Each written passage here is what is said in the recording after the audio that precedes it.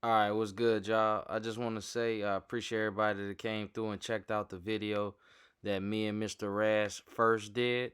As you may know, Mr. Rast, he's the breeder of Jocko, Argo, Pearls, and Apples, etc. Everybody know Jocko is one half of the famous Redboy Jocko or Jocko Redboy Bloodline, which is so popular and so sought after today, as well as found in very many uh, different successful dogs and bloodlines today. So it's been requested many, many times. I've been getting many, many messages, comments, requests, straight up asking, over the phone, etc., etc. And so now I finally was able to go ahead and upload part of the conversation me and Mr. Rash had. Um, I like for y'all to check out this video. Hopefully you enjoy it. I did want to kind of do this quick intro before I let it play. Um, During this video, I was recording it while I was at work on the river. So it's kind of I kind of come in and out on a little here and there. I tried to get it as best I could, but I got it done on the break. So big ups to Mr. Rast. You should still be able to make out majority of the video, but I hope you enjoy. God bless y'all. Be easy during this pandemic, as well as I guess you can say revolution. So everybody know how we rock. Swamp Gang, Redboy Jocko Gang, ready or not. We're gonna do our thing and we're gonna step. Always, y'all be blessed, y'all be safe, and stay up. One. And one thing I do want to let you know before I play this video is this disclosure: no dogs are bred, sold, or used for illegal purposes. Everything in which you may hear in this video is all historical and also fictional. And so, with that being said, enjoy the video. I do want to encourage all non-bulldog lovers, and when I say bulldog, I mean pit bull lovers, to exit the video. This video is only for friends of the breed, lovers of the breed, and people who actually enjoy to see these dogs, survive and thrive in today's society and not be watered down, as far as, being mixed into other breeds. So with that said, man, no dogs bred, sold, or used for legal purposes. And that's all I wanted to say. Enjoy. Hey, Mr. Rez, how you doing? I'm well, Quincy. How are you tonight? Oh, pretty good. I don't even remember where we left off last time. Yeah. We talked about so much stuff. I enjoyed the conversation, and I enjoy that people are listening to this and understanding that I'm telling the history of it best I know. So. Now, one question I had, on the last, you said Argo was only bred one time, right? Yeah. It was fun. And it was just an old mud flat yard dog that this guy had some papers on her. I don't think they ever went anywhere, or they probably ended up being pets or something, because he just wanted to have some puppies off Argo. And let me ask you, was that guy named Hunt? His name was what? Was his name Hunt? A Hunt, guy named Hunt, something like that? I'm trying to remember the guy's name. I can't. They had a dog named Hunt's Redboy that was bred to Argo. I can't remember. He sold a couple of those dogs, I guess, to people, and they turned up in here and there, but I don't think they ever did much. Like I said, his old dog was just an old scatterbred yard dog that he happened to have papers on. And, yeah. I seen that Argo, he had a breeding. They got like, let me see, they got like 4 breeds up online. But one of them in particular had, quite a few dogs under the same dam. It was Hunt's Redbug. And Redboy was like a Mims dog. There's a bunch of Mims and Bolio, stuff like that. You know, O'Neill could have bred him after he got him. I don't know. I didn't keep up with it. And I hope he did. I hope he did breed him because he was still a young dog when O'Neill got him. So if any of that took place, I think the guy's name was Scotty O'Neill, if I'm not mistaken. And I never met him. But he probably bred him a couple times. I only bred him once. So I assume that all that was done by him. Yeah, they had one that hunts with Arkell that hunts Redbug. That's where my dogs they come through that breeding. They have Arkell through that breed, way back. Okay, well that was McNeil did that. Yeah, okay. McNeil did that because my breeding was just like a yard dog. He was never kept on breeding them or anything. So that was Scotty that did all that. I guess his name was Scotty. I can't remember. Okay. But no, that's all him. He probably did that. If you got, I've heard of that Redbug dog, and if you've got some blood off that, Scotty did that. Oh yeah. I got two dogs. Yeah. I got Arkell that hunts Redbug, and I'm waiting in the back. Yeah. But and another thing I want to ask you, with those pups, that litter that Jocko came out of, how were they as pups? Like, how were they acting as baby pups? Do what now? I couldn't hear you. I said, how were Jocko acting as pups when they were, young? What type of pups were they? They were full of piss and vinegar, just running around like a regular little bulldog should be, getting into everything and scrapping with one another and just full energy, all the time. They were just wide open all the time. Yeah. Wow. Yeah, I just wasn't seeing that picture. I didn't know how they might compare to some of the litters I have or other guys have, having Redboy, Jocko. But, they acting the same as way back then, Yeah.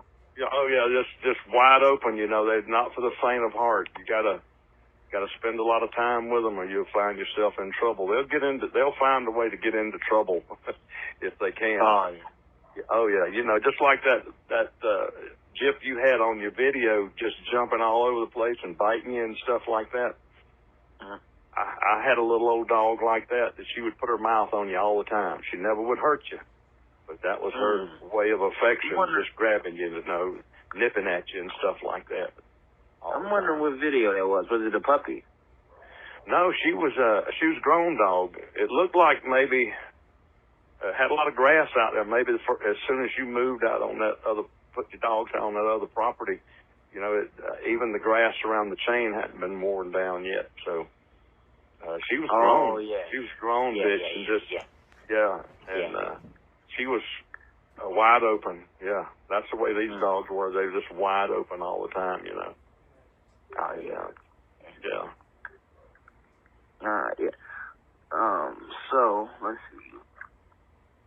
I also wanted to ask you about have you ever heard of Green Sandy? Who was it? Green? Yeah, Sandy. Sandy? Yeah. I don't know that dog. Oh, okay. Yeah. I was looking around and seen her. She was actually a real good producer off of I think she was off of Apples, actually. And, no, I don't know that dog. Oh, okay. Yeah, well, she was a good producer. I thought, it was kind of funny how, my grandmom, the one you had cleaning, and how good she was. Yeah.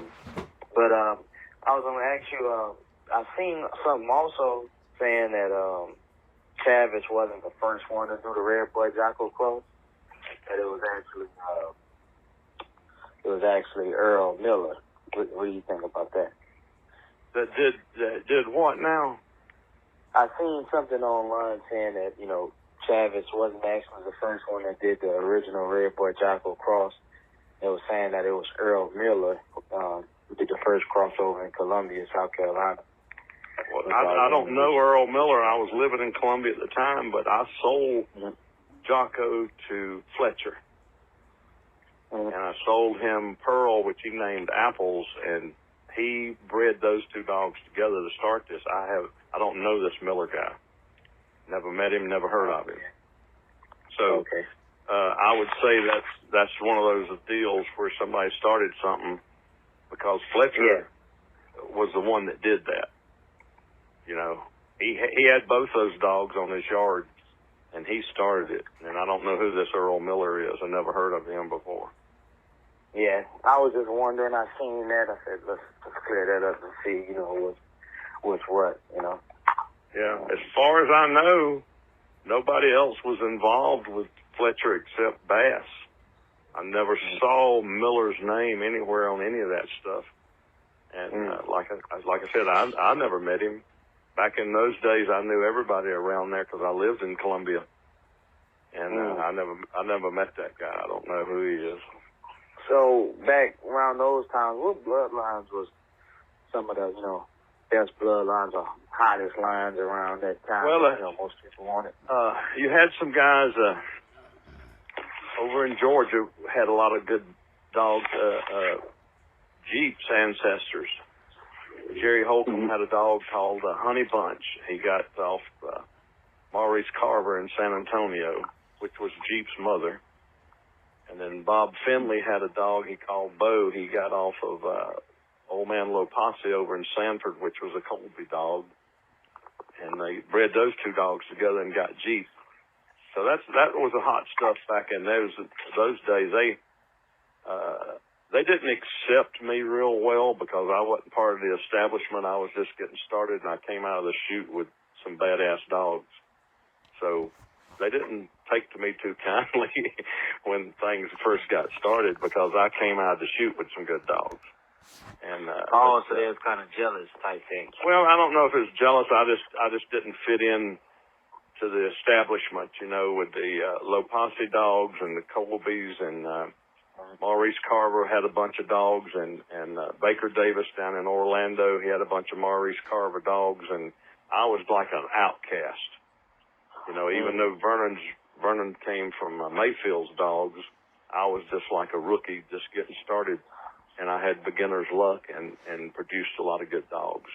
And it was kind of hard for them to accept because we were doing pretty good with them. So, but they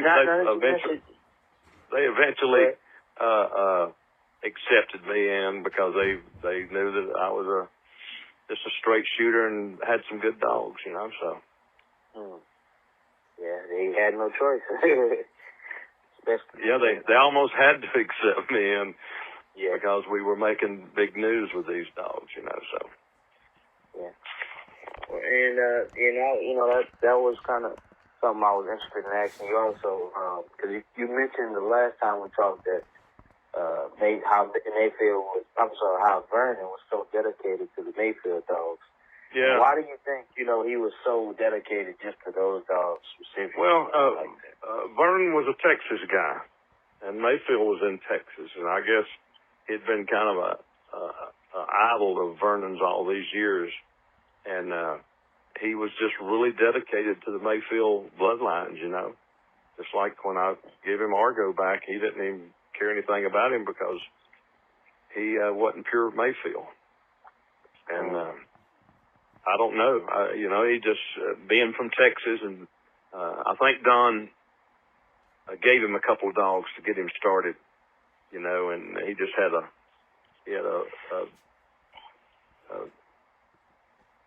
he just liked those Mayfield dogs a lot, which Don had a bunch of good dogs, you know.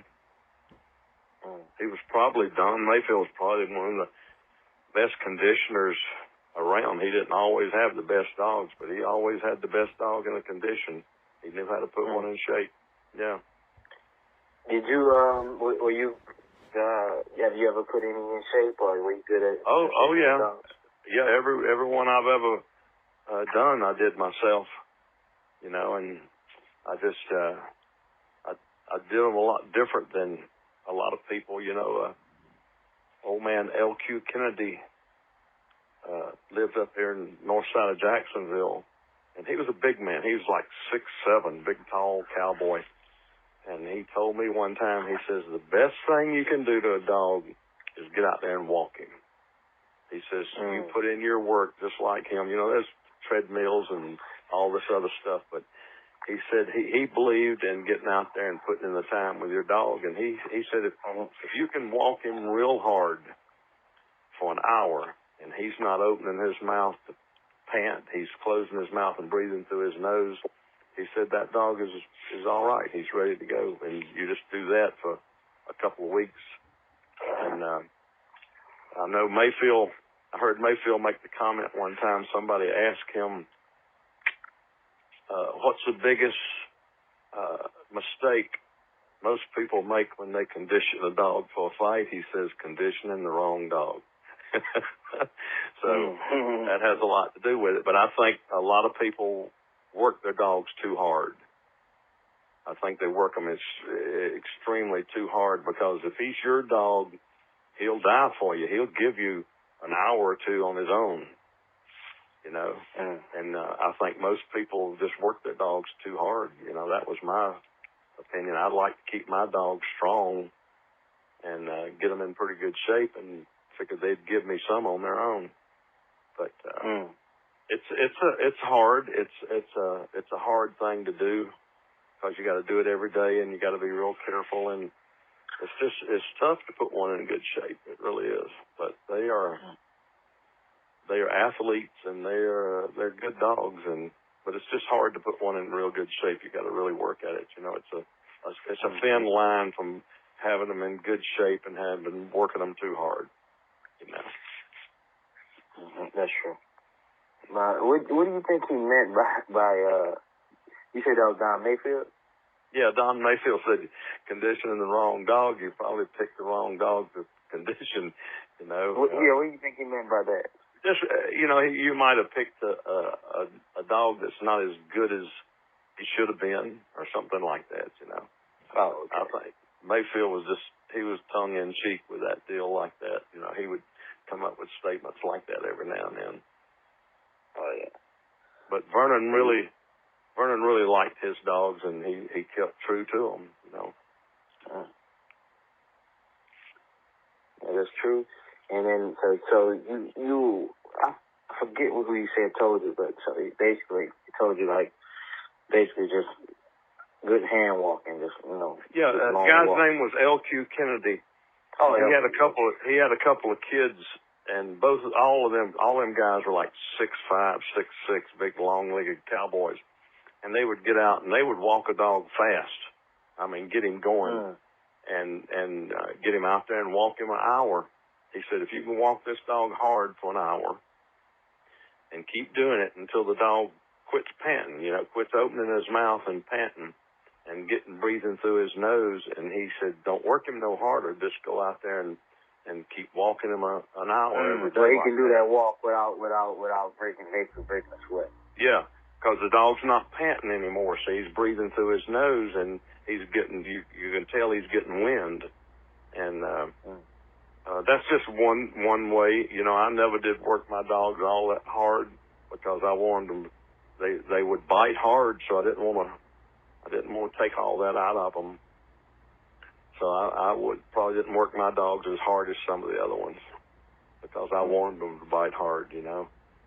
And if he's your dog, he's gonna go in there and die for you. If you know, it's a big deal when you work your dog and you handle your dog rather than let somebody else do it. That was a mistake that was made on Argo, that somebody else did it and they overmatched him and they overworked him and he lost the match. And that's the way it goes. If you're not gonna do it, don't do it at all. Don't let somebody else do it. You know, he's your dog. Yeah. You feed him every day and you play with him, and he'll give you 100%. He's not going to give somebody else 100%. That's true. Yeah.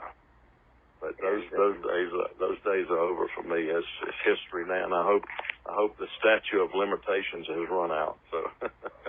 Yeah. Yeah. So anyway. Man. So Let's see. Hey, let's talk about the gentleman or the lady. I don't know who. Out of all the comments from our last conversation, someone said that if it's not termite, it's not real. Yeah, and I don't understand that because termite was a Jocko dog.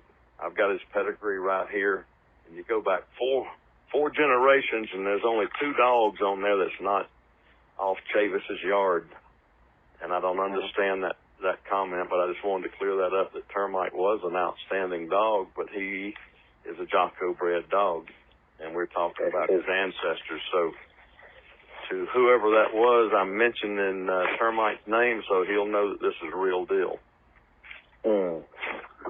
Yeah, termite was one of the best. Yeah, sure he was. He one was of the a great best dog. dogs that represent Jocko. You know, just tight on Jocko. You know. Well, what amazes me about this whole thing is how many good dogs this line has produced. How many real good dogs this line has produced amazes me, because you can have a good dog. If you take a dog, you take Lester Hughes' dog, Zebo. He was probably as good a dog in the pit as there ever was. But his puppies never did anything. So just because they're a good dog don't mean they're going to be a good producer, you know.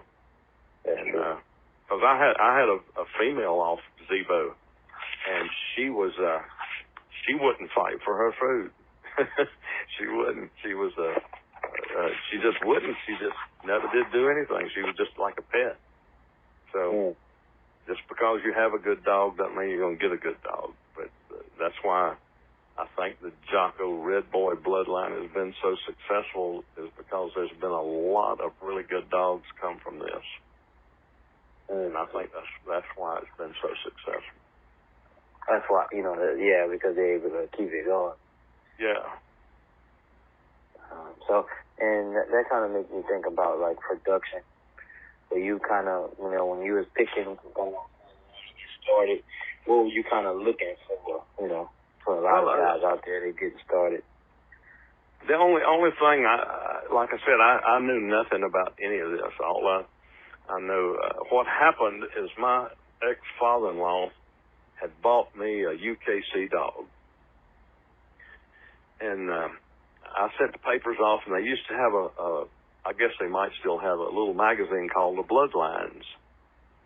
And I got to looking at it, and there's a dog. The guy had some puppies up around Greer, South Carolina, so I went up there one day, and he was fighting dogs. And that's the way I got into it. He introduced me to these people and got me started in it.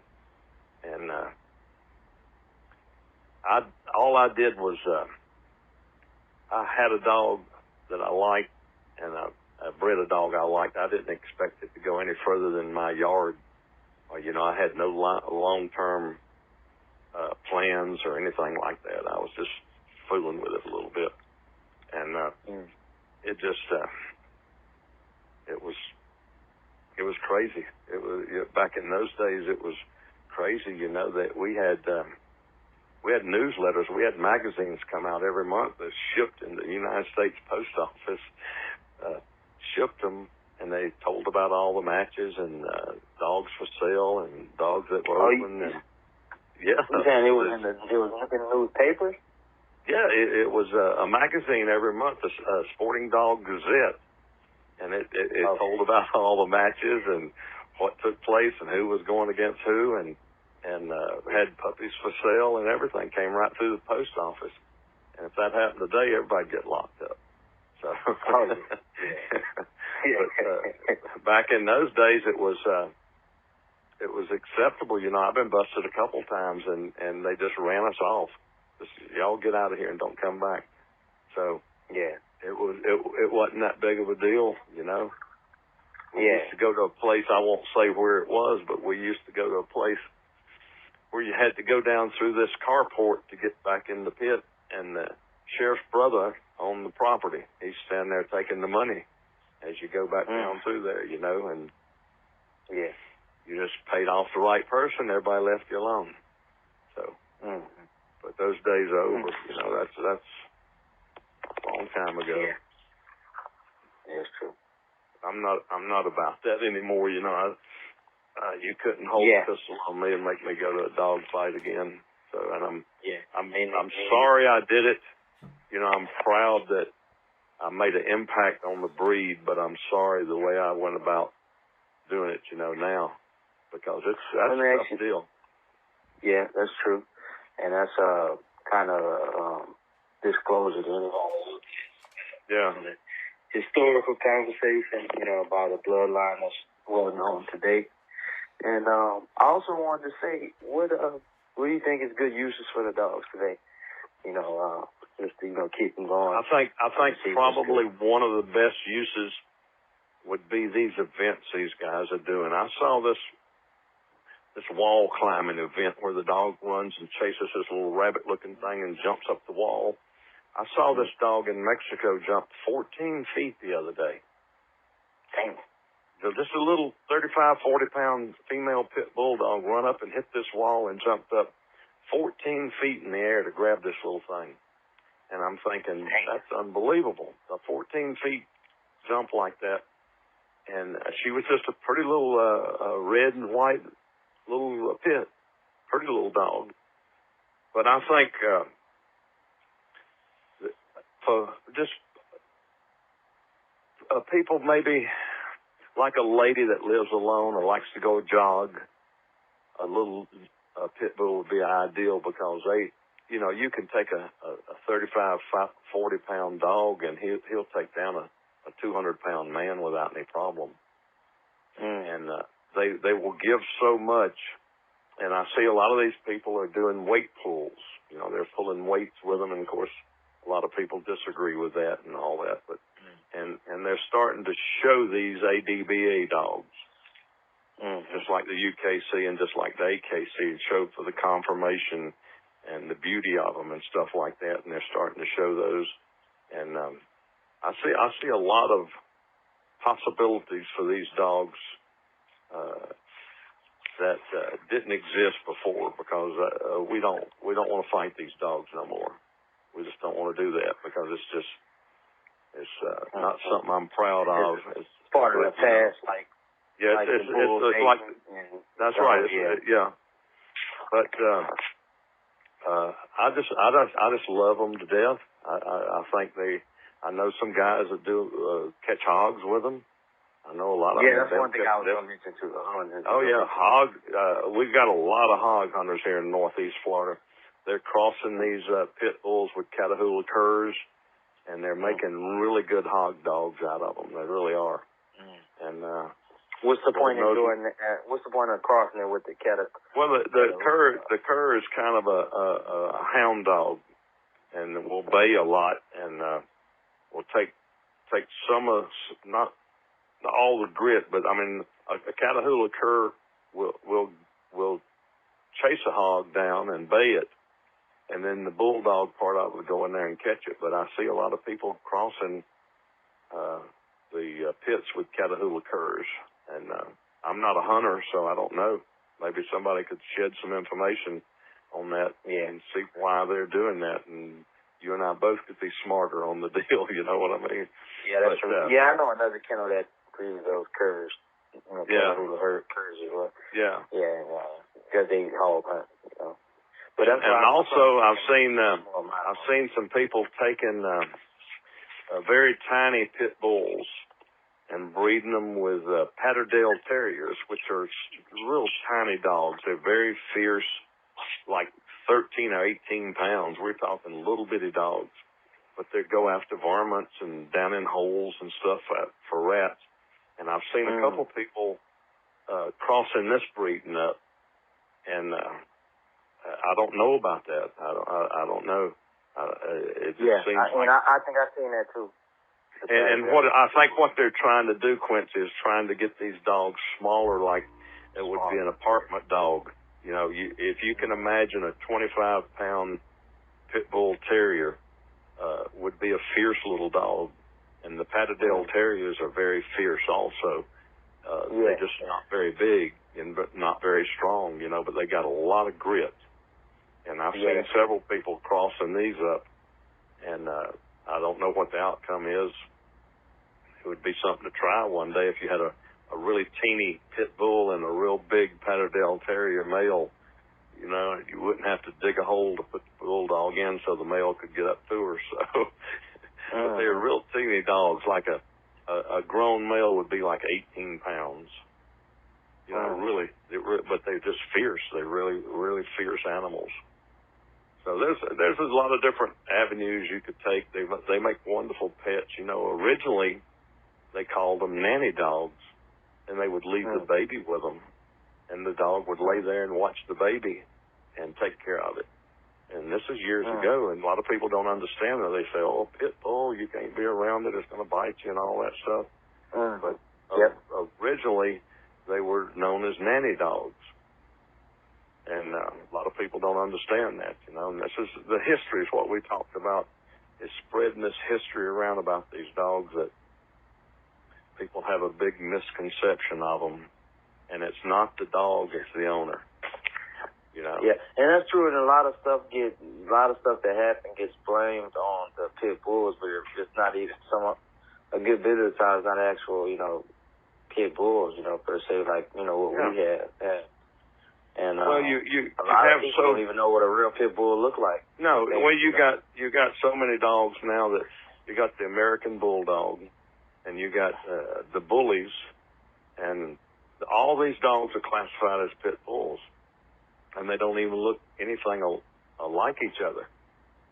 And so a lot of people have a misconception about what a pit bull is supposed to look like, but the old school looking dogs that I started breeding and that you're breeding now, and I know Carolina Kennels, and I go back to they're the ones that bred termite. All these dogs look completely different than a bully dog, an American Bulldog, and even the UKC dogs of today look different than these dogs. But these dogs are the real American Pit Bull Terriers,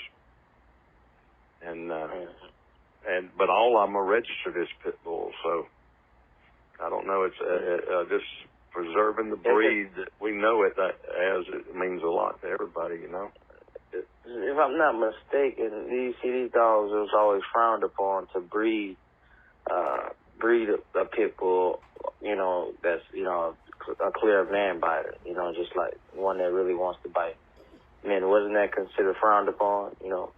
Well, the thing about it is the theory was that if a dog would bite a man, he's not game.